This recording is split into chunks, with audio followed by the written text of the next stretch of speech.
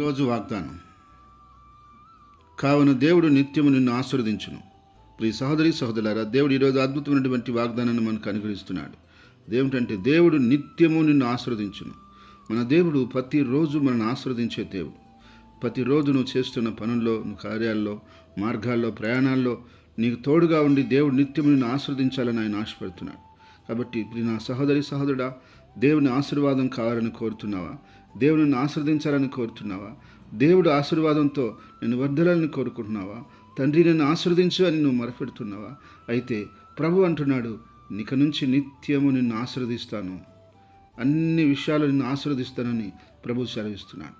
కాబట్టి విశ్వాసంతో ముందుకెళ్ళినట్లయితే ఇది మొదలుకొని ప్రభు యొక్క కృప, కనికరములు, ఆశీర్వాదములు, దీవెన, మేలు నీ మీద, నీ పనిబాట్ల మీద, నీ కుటుంబం మీద, నీ బిడ్డల మీద ఉండి నిత్యమును ఆశీర్వదించి వర్ధిల్ల చేయునుగాక.